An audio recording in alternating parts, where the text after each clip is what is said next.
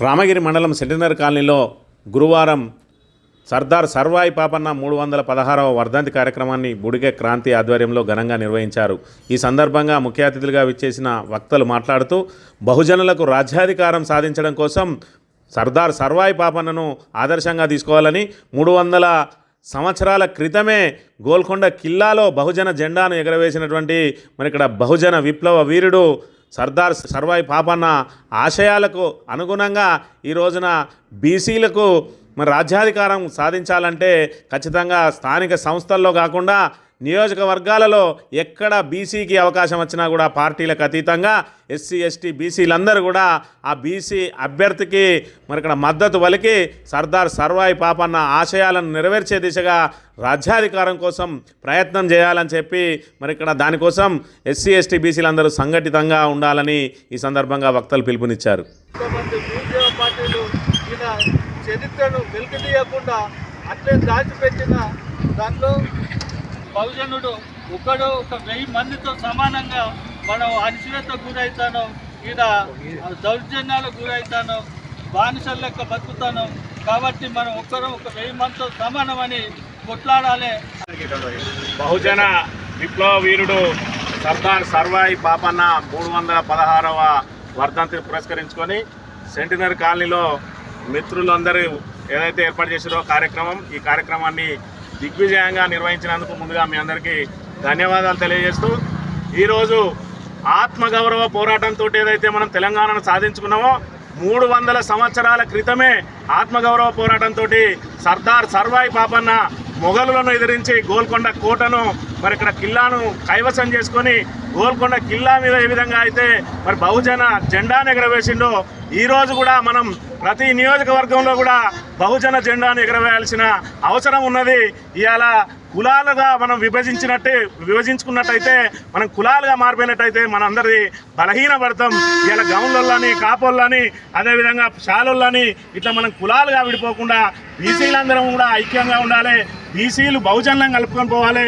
ఏదైతే ఎస్సీ ఎస్టీలను కలుపుకొని పోయి ఈ బహుజనులందరూ కూడా ఐక్యంగా ఉండి ఇవాళ ఏదైతే సర్పంచులు ఎంపీటీసీలు జడ్పీటీసీలకే పరిమితం కాకుండా మనం ఏదైతే నియోజకవర్గాలు అంటే రాజ్యాధికారం చేపట్టాలంటే స్థానిక సంస్థల ద్వారా కాదు, ఖచ్చితంగా మనం ఎక్కడైతే ఎమ్మెల్యేలుగా ఎంపీలుగా మనం జెండాలు వాదుతామో ఆ రోజే నిజంగా మనకు బహుజనులకు అనేది రాజ్యాధికారం లభిస్తుంది. ఈ రోజున ఎక్కడ బీసీ నిలబడ్డా ఏ పార్టీ వాళ్ళు నిలబడ్డా కూడా మన బహుజనులందరం కూడా మద్దతు పలకాల్సిన అవసరం ఉన్నది. అప్పుడే మనం ఇక్కడ బహుజన రాజ్యాధికారం లభించే అవకాశం ఉంటుంది. కాబట్టి ఇంకా కూడా బానిసలుగా బతకడాన్ని మనం వదిలేయాలి, బానిసత్వాన్ని వదిలేయాలి. బీసీలు ఎక్కడ నిలబడ్డా కూడా పార్టీలకు అతీతంగా మనందరం కూడా బీసీలకు సపోర్ట్ చేసి ఇప్పటికైనా మనం ఆత్మగౌరవంతో బతకాలని మీ అందరికీ విజ్ఞప్తి చేస్తూ జై బీసీ, జై సర్వాయి పాపన్న, జై గౌడ. జై గౌడ.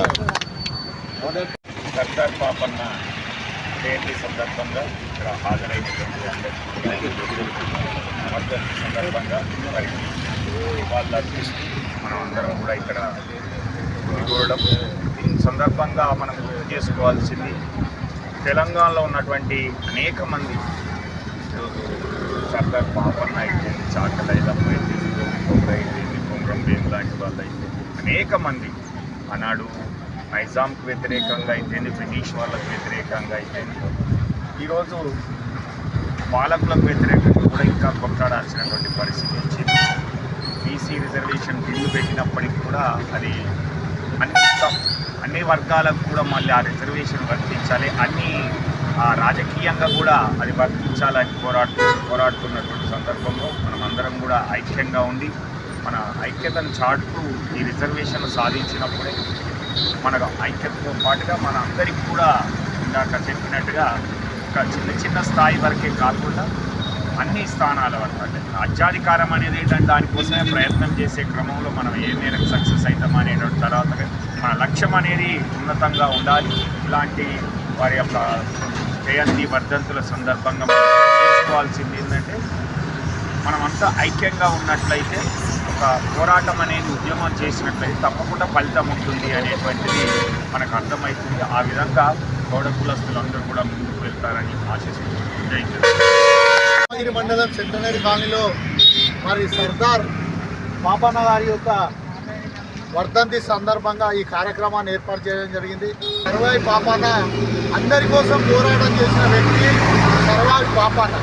1710లో మరి ఏదైతే ముఘల్ సామ్రాజ్యం ఉన్నదో అక్కడ వాళ్ళు ఎస్సీ బీసీలని అణిచివేసి ఘోరమైన అవమానాలకు గురి చేసి ఘోరమైన బాధలు పెడితే పోరాటం చేసిన వ్యక్తి సర్వాయి పాపన్న.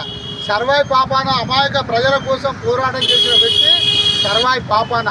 ఇవాళ సర్వాయి పాపన్న ఒక గౌడ కులస్తులే కాదు, అందరూ కూడా ఆదరించవలసిన వ్యక్తి మన సర్వాయి పాపన్న.